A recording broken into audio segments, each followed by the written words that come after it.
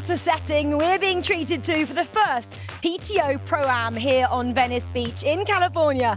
In just a short while, some of the world's top triathletes will race Olympic distance triathlon relay alongside some Challenge Athletes Foundation athletes and some special guests too.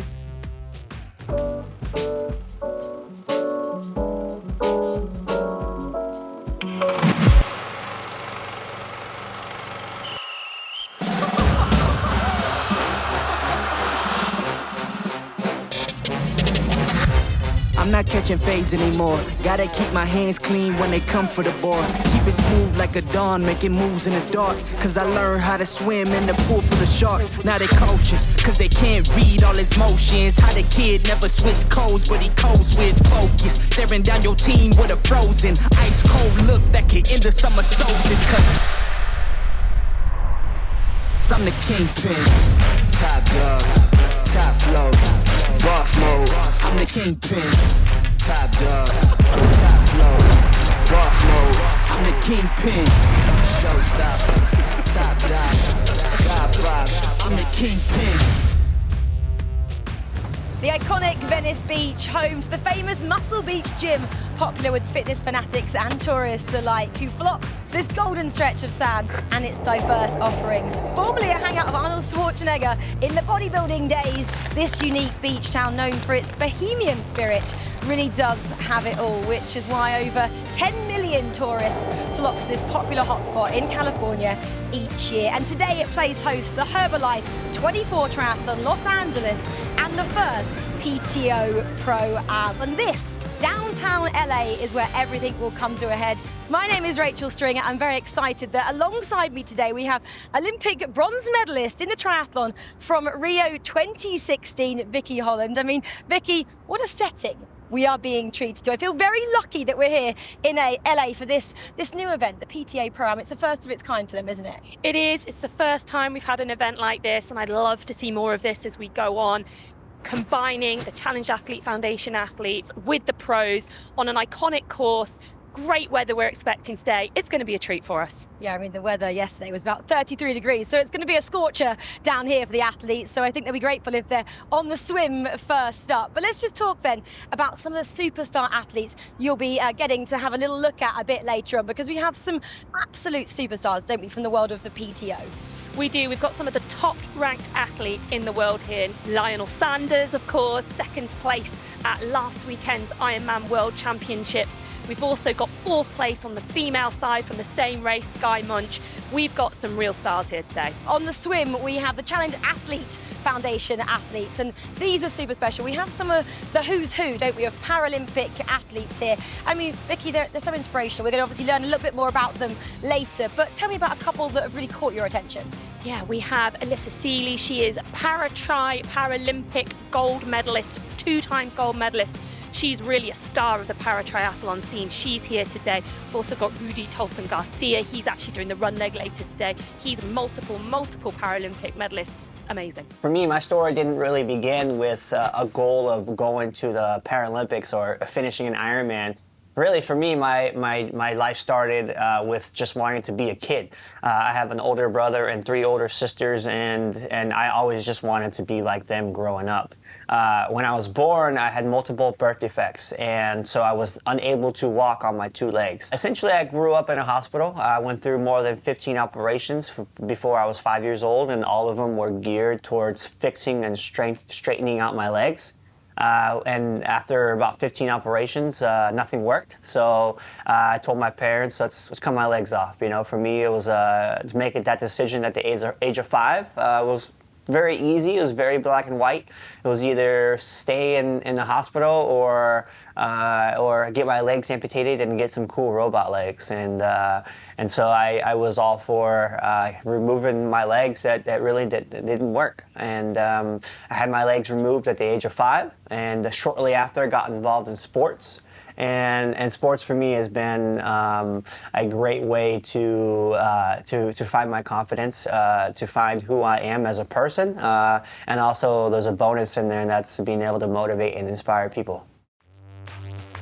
Let's let's just bring you up to speed then on our 6 PTO Pro Am relay teams then. We've mentioned a couple already. Team Sanders has caught our attention, as has Team Bakkegaard, but let's have a look. You've got Team Long there, Team Chura, Team Monch, and Team Jackson. So we've got 3 male PTO athletes and then 3 females as well. But let's find out exactly how they get here with one of our commentators for today, John Gooden.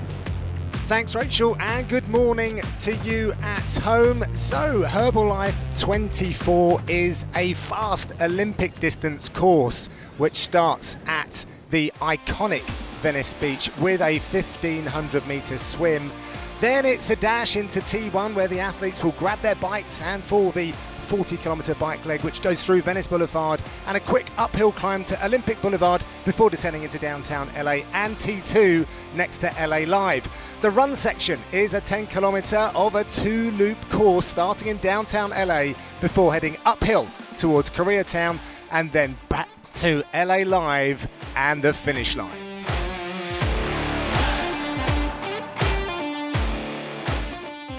Well, let's quickly chat about the relay format as well. Obviously, you're well versed in mixed relays. Slightly different here this time out because we've only got obviously swim, bike and run leg for each of the athletes. But tell me, I guess, about tactics there. Will they have come together as a team to try and figure out how they're going to play this one out? Well, I mean, they should have done. In my mind, you know, as a real competitor, I would have been sat down with my team and talking that through. But I think one of the most important things to mention is that relays really bring the best out of you. You always find a few extra % when you're not just racing for yourself, but when you're racing for your team. We already saw that with the Collins Cup last year in Slovakia. Athletes were really giving everything, digging so deep just because they're racing for their team. Well, you can see that if you check out their social medias. They've been posting pictures all weekend with their teammates, so I'm sure they're very excited to get started on this PTO Pro Am, as are we, and as are our 2 commentators who are John Gooden and Barry Shepley. Thank you very much, ladies. Good morning, Barry. How are we doing? Fantastic. Excited for this day. Some fantastic athletes out there. No question, when you put this new format, it's going to be very exciting. Well, let's take a look at the elite list, shall we? There's some great swimmers in there. Eric Lagerstrom, expect him to be one of those first athletes out of the water. Big bike from Starkowitz, and then Jason West, the man with the running legs. But there are some athletes in here, these younger athletes getting their opportunities to race on this iconic course. Many of those athletes over the years. But Jamie Riddle from South Africa, expect him to be one of those first athletes out of the water, no question about it. We have Olympians in the field today. Takani is one of those athletes. He is going to be one of the guys that just solid all day long. And because of that pandemic break we've had, some of these athletes we really have not seen for a while. And there is the dash to the water. We will soon be in the water. There you can see, look at the difference. I mean, someone's going to have anywhere from a 15 to 20 meter gap. The cameraman might have the toughest job of the day there, trying to stay on his feet. Now, if you're a pool swimmer, that's not what you want to see, those waves coming at you. You rarely get that unless somebody's doing a cannonball in the deep end as you're doing master swimming. But look.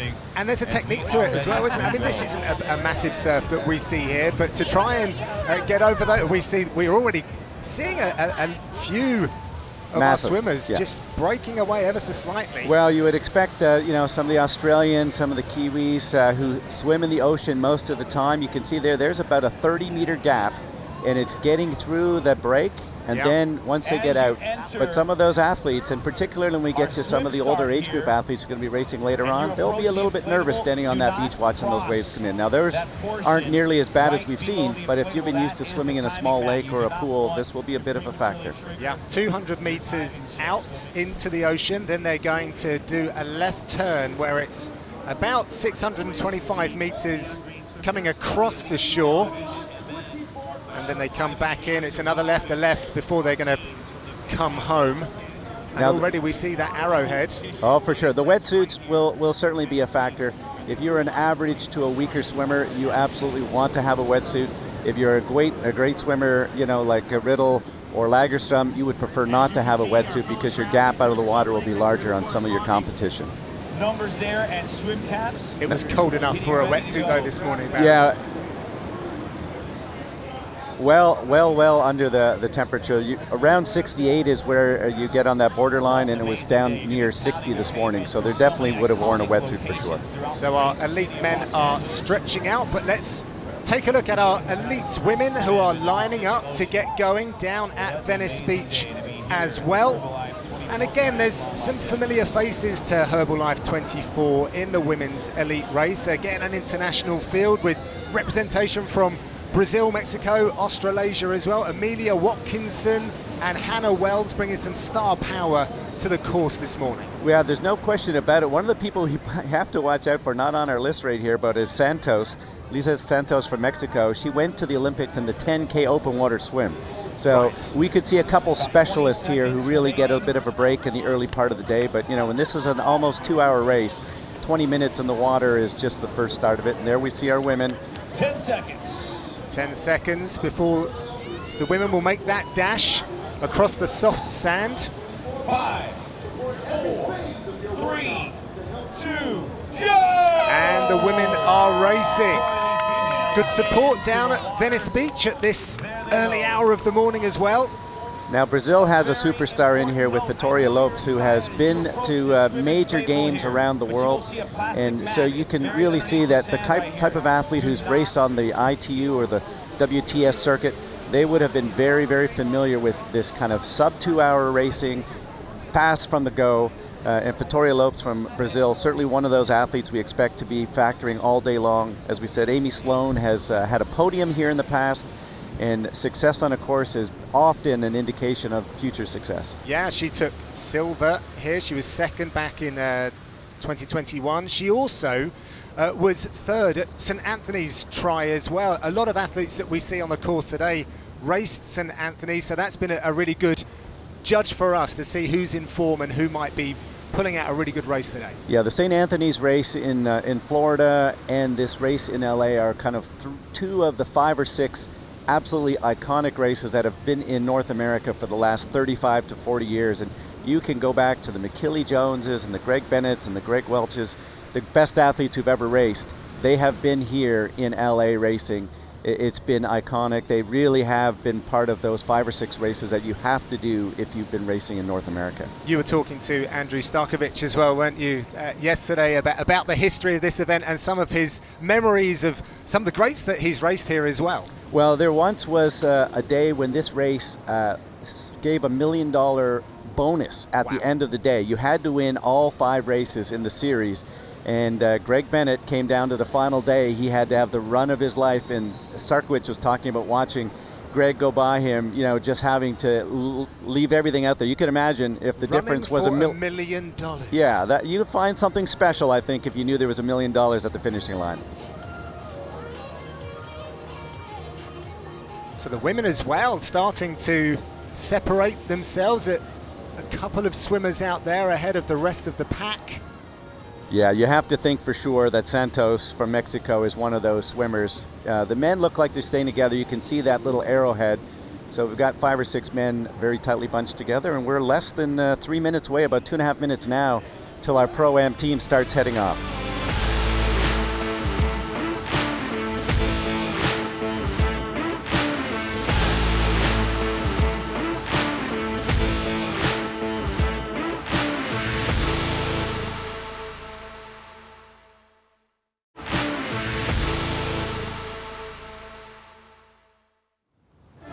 Here we go on the PTO Los Angeles Pro Am. 5, 4, 3, 2, 1. And there they go, so they're bang on time. And those waves are going to be a little bit of a challenge to get in. I mean, Bob Babbitt's been here, and you know, he was saying they've just handed out almost $7 million of challenge athlete awards to some of the athletes that are in the race right now. So they've now, you can see, dropping their crutches, and every athlete's going to have a little bit of a different struggle to get started into that swim.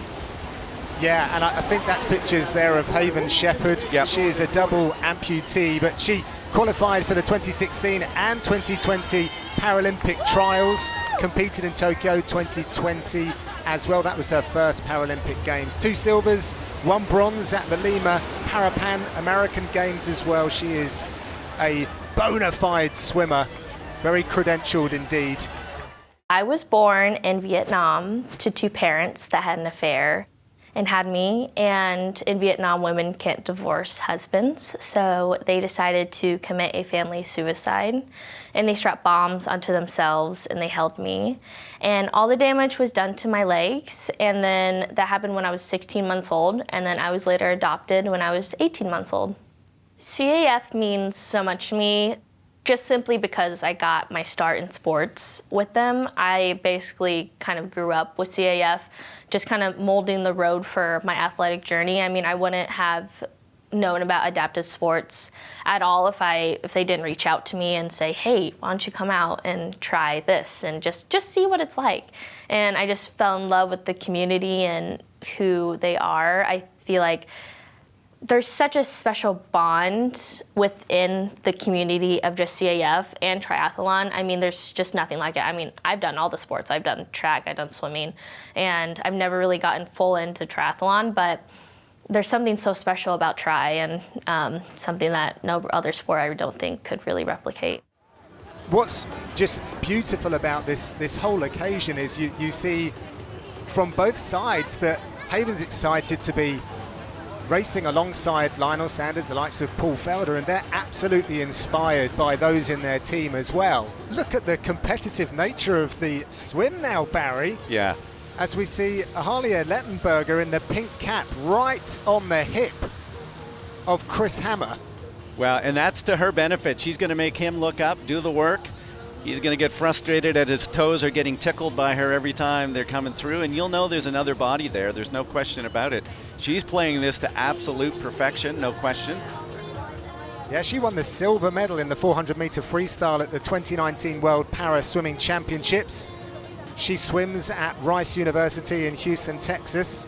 And what I also liked about her story as well is she's studying bioengineering at university. She wants to design medical devices to help others with disabilities. So she's not only a medal-winning Paralympian, she's also super smart, who will no doubt continue to make a mark on the world after her athletic career. Anytime you're an IM swimmer, and that's the 4 strokes, you are, a specialist in everything. I mean, you really are able to do all of those strokes at a very high level. The separation here, we'll see who gets to that yellow buoy first, because sometimes if you go off course, and Chris looks like he's going off, so we'll see whether or not he adds himself a little bit of extra distance here. I think he's going to the wrong buoy. If you take a look over here, there's the one buoy coming back towards him, and I think Chris has made a mistake in going the wrong direction. And I think maybe Lettenberger has spotted that, because you often get caught in following the heels, right? But we'll see what happens here. And I am certainly no one to critique swim technique, but taking a look at the difference between Lettenberger, who was born with a musculoskeletal disorder that affects her lower limbs, it's a very upper body motion that she has here, against Chris Hammer, whose disability is with his arm, but she just looks so tidy through the water, doesn't she? I mean, she's coming from a traditional swim background. Chris was a runner who's perfecting a stroke. Now he's recorrected himself, but he's probably added himself an extra 25 or 30 meters. She's being very smart, conserving her energy, and they're both going to get to that yellow buoy about the same time. The only difference is Chris has, had to go an extra 25 meters and use up a little bit of extra gas. Now the fact is, both of these athletes, their day will end when they get out of the water, so energy conservation isn't maybe necessarily as significant. Look at that. That's much more intelligent navigation. Looking over, they're side by side. So she's using a little bit more kind of just open water smarts. And the fact is, she's actually traditionally a pool swimmer, so this isn't something that she would have that much experience at. Yeah, and she will be handing over to Haley Chura. Chris Hammer will be handing over to the university-loved Heather Jackson. Yeah, Heather has been incredibly busy here because she's also part of the sponsorship team that Herbalife, yes, of course. So she's been at their office meeting their staff, just being an incredible ambassador. I spent the whole winter with Heather in Tucson, Arizona. She's been swimming with Coach Justin Slade. Did you ever see her break a smile, like not have a smile No, across her face? literally at 8 o'clock in the morning, 5 days a week, as she jumps into the water, she has that smile at the end of every 50-meter interval. The teeth are still there, smiling like that's who she is. She's got a fantastic energy. The graphic there identifying that Ahalia Lettenberger in the pink cap closest to us on screen. Now Lettenberger, one of the things, if you notice, her turnover a little slower than Chris's, meaning that one thing, she's pulling more water per stroke. Yes. So Chris is not quite as efficient. He's just turning those arms over like a windmill, hoping that he moves forward. She's got a little bit more traditional swimming ability. It's lovely to watch her efficiency through the water, actually. Yeah, so that's going to be Haley and Heather Jackson. So the two female cyclists will be very likely the first to head off. And right now we're approaching 20 minutes on the Pro Am. They should be out of the water probably somewhere in the neighborhood of about 27 minutes. I grew up playing soccer and softball. I have an older brother and a younger brother, but I'm in a family of boys pretty much. And so I grew up really competitive. And so starting out playing soccer and softball, as you can imagine, with the disability affecting my legs, that wasn't really ideal. So eventually they just became too hard on my legs, but I didn't want to give up playing sports. So at the age of 10, that's when I discovered swimming. And the first time that I jumped into a pool, I just immediately felt free. I didn't have leg braces or a wheelchair. It was just me in the water. And it really just felt like my second home. And so from there, I discovered the Paralympics. And that's where I really learned to embrace my disability and embrace my differences, because I was surrounded by all these amazing athletes with all kinds of disabilities, and seeing just how they went through life and their attitude towards life and their disabilities. It made me realize that my disability doesn't have to be something that I'm ashamed of or something that I want to hide, but the Challenge Athletes Foundation really makes sports accessible for kids and people with disabilities. And I just think that's something so important, because it really is an outlet. It's so much more than sport. It helps people find a community of people just like them.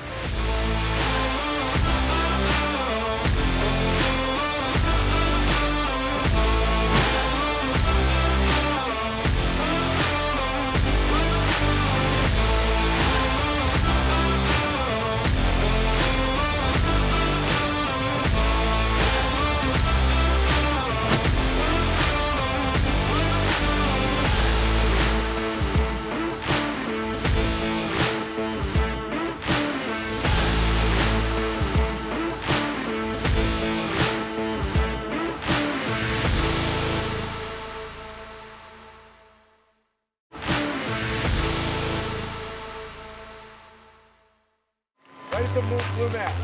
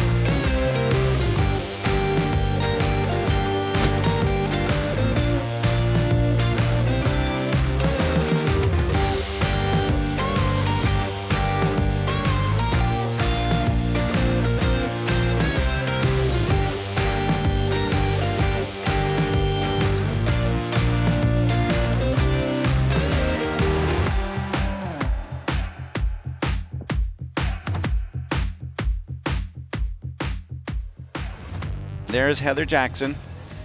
She's got the very colorful outfit on. She starts tackling Venice Boulevard, heading east. She won't be happy to find out that Lionel Sanders is probably about 3 minutes down going out onto the course. They would have wanted to have maybe somewhere in the 6 to 7 minute gap. Lionel will not play nice when he gets onto that bike.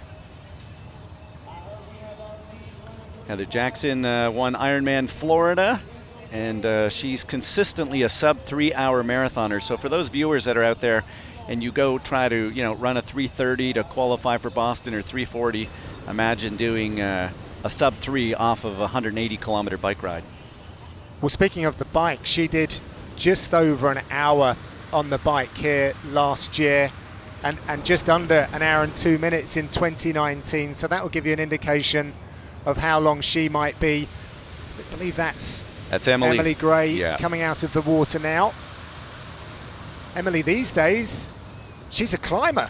She started with swimming, credentialed in swimming, but now she's trying to make a real impression in paraclimbing, get it recognised as a Paralympic sport. She's from South Africa, but she spends time here in the US. I think she lives in Colorado, she was telling me, spent a lot of time in New York. Her next goal is to do Mount Kenya, 17,000 feet. And there goes the tag. There goes Mr. Sam Long. This Sam is so good for the sport. Initially I think some young people maybe were watching thinking this guy's being a little bit brass, but he's backed it up with victories, medals at the 70.3 Worlds, through the mat. So what he's doing right there, he took off her chip and tossed it down, and that way we'll have an official time for their swim leg, and now he's got a chip on his own ankle, which will become the official bike split for him. So the leads going to the right. There's a different the age group athletes going right underneath. You can see right there they've got the shower set up. So these are now the amateur athletes coming out of the water. Sam didn't have to worry about going through there because he obviously doesn't have salt water on him. He wasn't in the swim. So these guys are trying to get that salt water off. Anybody who's got that chafing that happens after about 45 minutes when the salt water starts drawing, you know it. It feels good to be on a team again, but it's also cool because it's still your own individual performance that ultimately matters. I think the CAF, the Challenge Athletes Foundation athletes, they deserve a lot more respect than they get.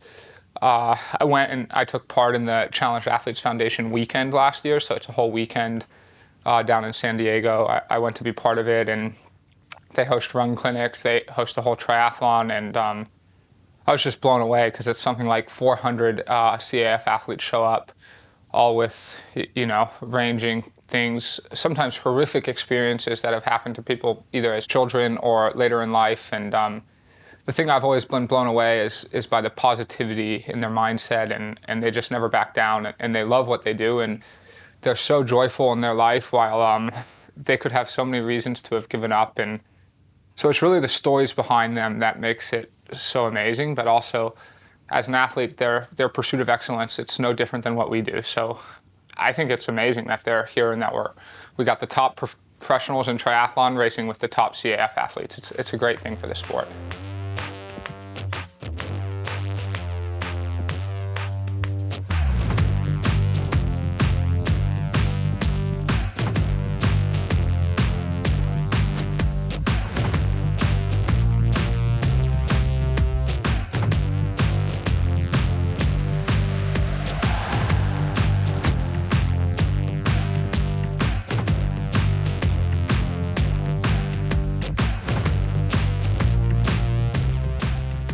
Jamal Hill is approaching the beach.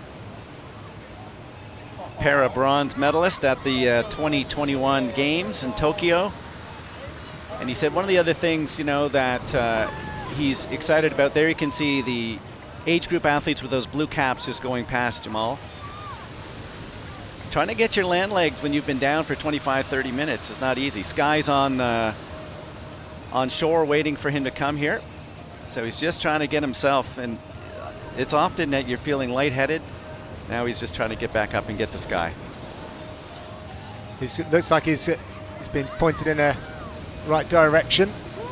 He has a foundation called Swim Uphill, which I think is a wonderful play on words. I think he feels like he's been swimming uphill for about the last 35 minutes. All right, he's got to show a little bit of juice here this last 20 seconds. Trying to get his land legs as he's getting back up on shore. But one of the things that he realizes, that as a man of color, he's trying to bring the sport to different areas around the world, to different cultural groups. And it's been fantastic to see what the sport has been able to do over the last 5 or 6 years. PTO certainly playing a very large role in that. Yeah, he's offering more than just a smiling face and a medal, as he puts it. Now wants to help 1 million people a year to swim.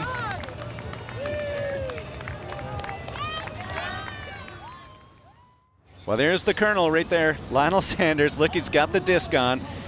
He is laying down some huge watts.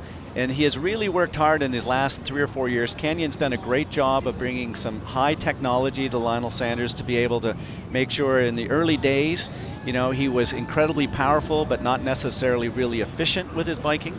But they've spent a lot of time in the wind tunnel, a lot of time with Canyon to make sure that they get him in the right position. And Lionel Sanders right now is eating time into Heather Jackson, and I think it's just going to be a matter of time before Lionel pulls up beside Heather. I know Heather's doing incredibly well. Look at this car over here trying to struggle, and Lionel's pulling away from the car, so that just shows what kind of speed this guy has. Absolutely ripping it down Venice Boulevard is Lionel Sanders. It's the first time that he's raced here before, so you know, this will be absolutely brand new. He can look up the road there and he'll be able to see that Heather, I think, is not too far up the street. And it's great, you know, when you finally do close down the roads, lots of the locals are out here enjoying their bicycle ride early in the morning before the 3,000 or 4,000 age groupers start coming through.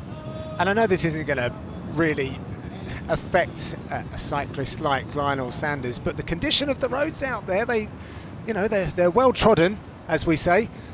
So well, it's going to be kind of uncomfortable there on those TT bikes. Yeah, the only difference is, you know, it's 54, 55 minutes. He was, you know, 4:16, I think, at that incredible ride he had just a week ago in St. George. Right, yeah. One of the fastest rides I've ever seen him do was at Ironman Florida, just a little over 4 hours. 4:04. Yeah. So, you know, he's used to putting anywhere well into the 300s, and if it's, you know, a shorter race like this, he's averaged over 400 watts at a couple of Olympic distance races. You know, if you are a fan of Lionel Sanders over the years, we'll talk about it when we go back to him, but he recently set the Canadian record at the velodrome. So here's a guy who's never been at a velodrome, and he just said, you know what, it's the pandemic, I can't race much, maybe I'm going to go up to Milton, this great location just outside of Toronto, and I think he might have had 3 or 4 max rides, and we're talking about a 250-meter track with a 36-degree bank. You know, I mean, this is not that novices go on, and in less than 6 or 7 rides, he set the Canadian record. The fastest a man had ever gone in 1 hour was just over, I think, 50-plus kilometers. 51.304, Barry. Yeah. So incredible effort. Phenomenal, and right in the middle of, you know, the pandemic, when from a triathlete. Yeah, and literally he showed up in the morning. He got there about 30 minutes before. You know, this wasn't a $17 million funded, you know, 1 hour attempt, and he does want to go back because he thinks it's soft. He said, you know, I think that with a little bit more practice and a better aerodynamic positioning, I could even do better. Of course he did. Mr. No Limits himself. I'm probably the weakest link here. I mean, my legs are a little bit under the weather from last weekend. Undoubtedly, though, you know, I've got the motivation that I would like to outride Sam Long. So, you know, that's a lot of motivation. We fully intend to win, and we will play our cards to the best of our abilities. He's closing in quick now. And when I spoke with Lionel yesterday, I kind of congratulated him on his performances. Most recently, he said, yeah, I don't want to make a habit of it. And then I made the mistake of following up by saying, well, you know, it's great. I mean, what an effort. He said, I'm a winner. I don't want to be chasing down for second place. Like, I want to be chasing down for that #1 spot. Now, I talked to him about the race, you know, the unofficial, well, not unofficial, it was the Ironman World Champs, although it was first time outside. And here we go, Barry, here we go. Let's see if he says anything, even looks over. They swim together in the pool every morning, so I mean, these Heather are pals. had a look, but Lionel's dialed in Yeah. as he passes Heather Jackson on the course as he steams up Venice Boulevard here. Yeah, any questions that were going around Los Angeles about whether Lionel was out for just a lazy Sunday morning ride? Well, that's not the case. He doesn't know how to eat breakfast slowly, he does not know how to shower slowly, and he does not know how to race slowly. That is a dialed-in young man. I saw him yesterday afternoon, he and Aaron and Talbot Cox, who does all those great video you know, vignettes and YouTube stories. They've got a really dialed-in team, and he's also going to be excited because Ari, his training partner, is out racing in the elite race right now. So Lionel's going to be trying to catch Ari, who's ahead of him, because they were the elite athletes left, as you know, 8 minutes ahead of the Pro Am field. But Lionel will probably catch some of the men in the pro field who left 8 minutes ahead of him.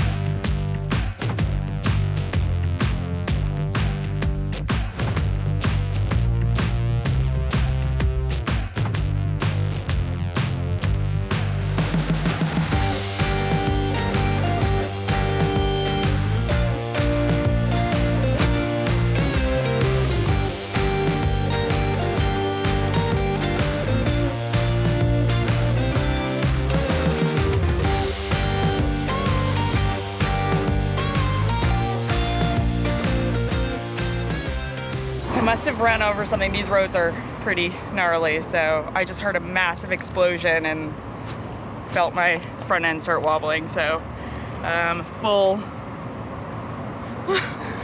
blowout. Yeah, I don't know. I must have hit something. What happened? Blowout. As we rejoin Sam Long. Yeah, this is going to be a bit tough for Sam coming in here. He's got some traffic. Yeah, he's using his smarts here. I think once he comes through, but that is definitely one of the challenges is that last section. So, you know, Lionel and had the benefit of coming in. Wow, there's Daniel. Daniel and Sam. So Daniel might have one of the fastest bike splits. Well, certainly he's going to be in there as they're coming through. So that is Sam Long and Daniel. And I think he's just noticed that he's coming through. He's gonna, let's see if he responds here. This is an area that they will not worry about drafting because they just literally cannot get away from each other. As they get into the narrow sections, the officials will make sure they don't make those extra calls. So this is gonna be a great run out there, no question. Heather Fell gonna be Daniel's athlete to go out, and Sam Long's gonna have Rudy Garcia. So those two runners are gonna be able to almost be side by side going out onto the run course. Fantastic stuff here out in Los Angeles with two of the very best and most recognizable faces of triathlon side by side as they aim to get to T2 as quickly as they possibly can and hand over to their partners. There is the bike dismount. They got some company out there as well. They've got to try and get through the field. Daniel's trying to navigate through. He went the right way in the end, he thinks. Lots of pointing and looking around. Yeah, no, there's no question. Here come some of the elite women off the bikes right now. So it's turning into a fun three-ring circus. Obviously, if this was the Olympics, you'd have it clean and only just the field. But part of the fun of a 10,000 person weekend is that you've got the guy who's literally just bought some running shoes a few weeks ago and they're running, right beside a Sam Long or coming off the bike next to a Daniel Beckengard, etc. So that's just a reality. And there's Haley coming off. So she's coming off right now in 4th place. Yes, and Haley will be handing over to Roderick Sewell. I think that's the hardest I've ever run in transition. It was awesome. Yeah, it was cool. The course is crazy. I mean, you're riding in downtown LA on closed roads, and it's cool because they do the bike tour as well, so it's like a big community thing, and the course was hard. We had a headwind all day, so yeah, it was hard, it was honest, and now I'm looking forward to see how it shakes up on the run here. Surprisingly, it was like a lot of, there was a lot of uphills and a bit of headwind. I'm not sure it was headwind or just me riding slow, but it felt like it. And then, just going through the city, kind of going from Venice Beach into downtown, it was you just got everything, like the big buildings, like the cozy neighborhoods and everything. It was awesome to watch. Haven set us up really well, and then I rode as hard as I could, so they're not catching us. Nobody's catching us today. So there is former UFC fighter, lightweight fighter Paul Felder, one of the very best at 155 pounds before he decided to hang up the gloves. And he's got a good turnover there, Barry. I mean, that adrenaline has definitely spiked when he saw the grit and determination, plus, of course, the performance of Lionel Sanders coming through T2. Well, now it's going to be important that he understands that this is 10 kilometers, not do a similar situation that we saw in Jamil Hill, our super sprinter in the water for the first 100 meters, and eventually realize that last 10 minutes in the water was tough. But this is a very nice, efficient, economical run. He's got a great turnover happening right now. You'll see a couple of the athletes coming up from behind him are going to be pros. So when he gets past, no pressure. Yeah, but when he gets past, don't go, oh my God, how's he getting past? He's getting passed by a pro triathlete who does this full time for their living, and he'll be able to use a couple of those guys for reference. If he can just find one of their backs and just kind of see how close he can stay. Because right now they've got a sizable gap. I don't see anybody catching Team Felder and Sanders' team. Now it's just a matter of, can Paul set his lifetime PB on this run course today, and what a wonderful trio raising money for a great charity. Oh, and there's Heather Fell. Olympic Games silver medalist, I think, from way back in 2008 in modern pentathlon. Yeah, so, she's an absolute gangster in terms of her athletic achievements. And of course, if you squint and look in a bit closer, you will notice her from the Global Triathlon Network as well. One of the lead presenters over there. I very much enjoy their content, but she's a formidable competitor. Well, I got to know modern pentathlon a little bit better. Triathlon superstar Sheila Taormina went to the 1996 Olympics, won a gold medal in swimming in the 4x200, then the 2000 and 2004 Olympics in triathlon, and then she wanted to do something that no one has ever done, go to 3 different Olympics in different sports, 3 different sports. So she went swimming in 96, triathlon in 2004, and then made the Olympic Games in modern pentathlon in Beijing. And this woman, at those same games, won the silver medal. She's all smiles here. She, according to Strava, I was stalking her Strava, looks like she might be able to post sub 40, and that is one of the Roos brothers that takes the turn on this 10K Olympic distance triathlon. Well, at 1:45 on my watch, I'm anticipating anywhere in the next 3 to 4 minutes, we're going to have the overall men's champion coming in at the end of the day.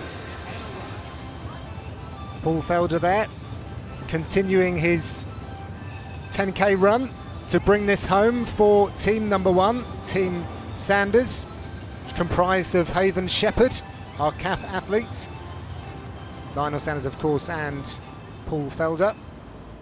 It's incredible to be racing with all these people and to see all their stories and the things that everybody's overcome and still just have that drive. No matter what life has served you up, everybody's competitive. And if you're an athlete, it doesn't matter what you're missing, what disability you have, people want to push themselves. And to be out on that course with these people is for sure inspiring, right? I'm a little nervous too because I got to push myself. When you're on a team with Sanders, I got to push those boundaries for sure.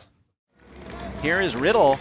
That is a phenomenal race from that South African. This would be the biggest win of his career. He's powering home in the last few meters of this 10K, of this Olympic distance triathlon. He's starting to smile now as he takes a look over his shoulder, looking to bring it home all the way over from South Africa. Problems with the bike. Jamie Riddle pumps the air as he comes home at the Herbalife24 here in Los Angeles.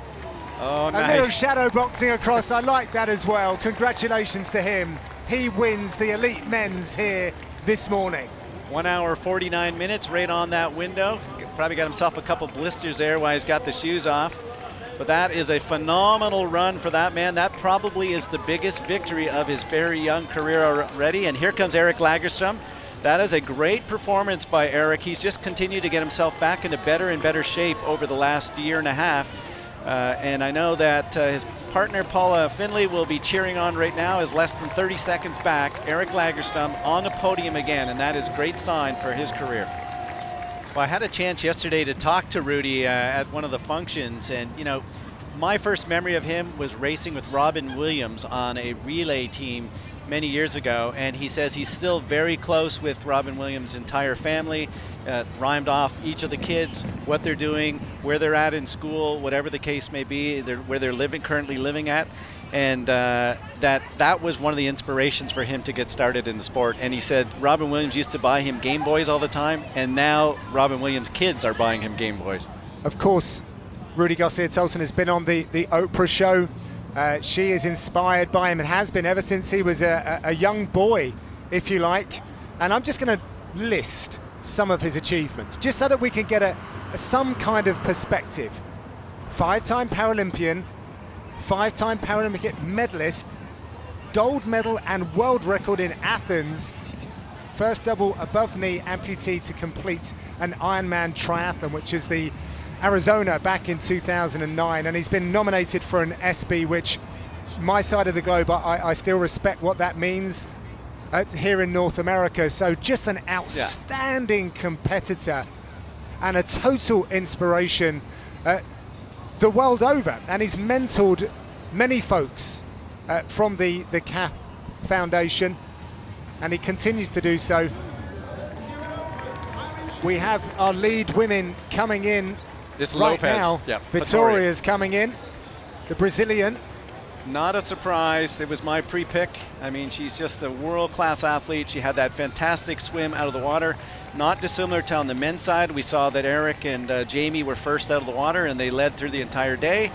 And this will be adding her name to a fantastic group of women, the McKillie Joneses, the Carol Montgomerys of the world who won on this course here in LA. So here comes Vitoria Lopez to bring it home for the elite women. Crosses the line in impressive fashion. Big smile from her. 2:03 and change. That's a fantastic time on that relatively technical course when you get out there on that bike course. You know, you're zooming in and out the 180, so that's a very solid time. And good darts as well, because her last time out at St. Anthony's Try, she finished at 2:03 as well. So very consistent. I don't know that course intimately, but great work from Vitoria Lopez, who's really gapped the rest of the field.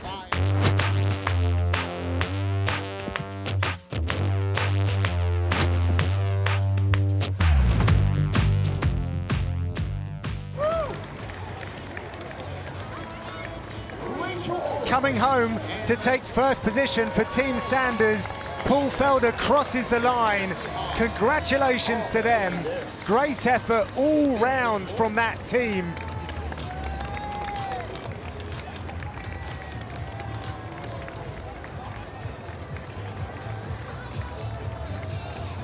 So in comes former Olympian Heather Fell from Great Britain over the line to take second place. Big smiles from her. She does it for Team Beckergaard and Elisa Seeley as well, who started off the day.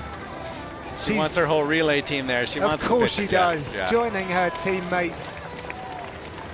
Great shots there from the finish line. So Team Beckergaard in second place. What a great picture that is, no question about it. And Haven did a phenomenal job getting started. How nervous was she? The young woman from Vietnam got adopted by an American family, 6 siblings, got her into sport. And what a great swim she had out there today. I mean, that's really what got the team started.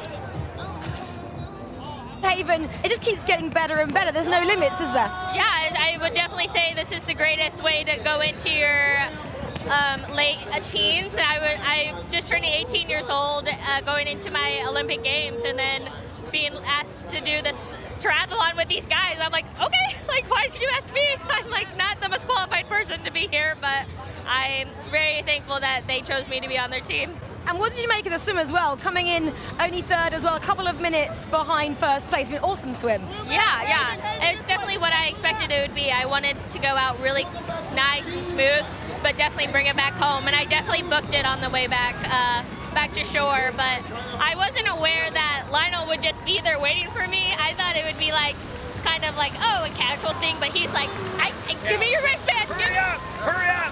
So I rushed in to give him my wristband, and he was off. Paul, let's come to you because, you know, we kind of all know your story about transitioning from the UFC, of course, over to this sport. My first question is, how was the run? Did you get a PB? Did you go sub 40? I did both of those things. I was, I didn't do any course preview out there. The hills were for real. When you were going up that thing, it was steep. So I knew, okay, I can get sub 40. I was hoping to get closer to 37, but that didn't happen out there on this course. But I ran hard, and I got to run out there with all the pros, and I had such a good start with these guys kicking it off for me, so it was awesome. Well, let's talk about the bike, because it looked like, we were kind of saying beforehand, what were you going to kind of use that as? It looked like you were going hell for leather out there, because you went past Team Jackson, and you didn't even look at her. I think she kind of looked over as if to say, oh, you've gone past me, and you just ignored her, head down. Power moves at all times. Yeah, we show no weakness, ever. Tunnel vision, looking straight ahead. But did you look at it as a bit of a time trial, a bit of a training ride out there? I mean, it was a full-blown competition. I'm here, I knew I would be here trying to compare my bike time to the pros and to Sam Long and to Daniel, and so I rode as hard as I can, and I'm excited to go look at the results and see where I stacked up in the bike portion of the race.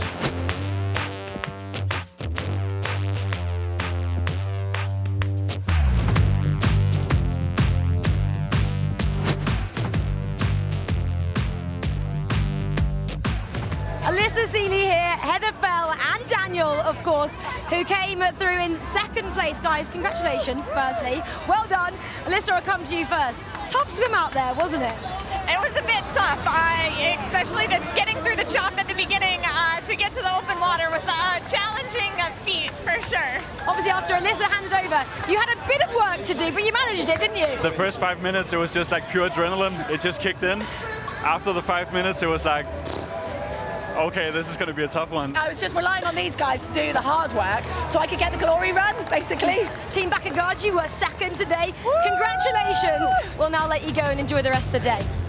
Well, thank you guys so much for joining us in LA this morning. It's been so special to be a part of it, and we'll see you in July on our next event. Goodbye.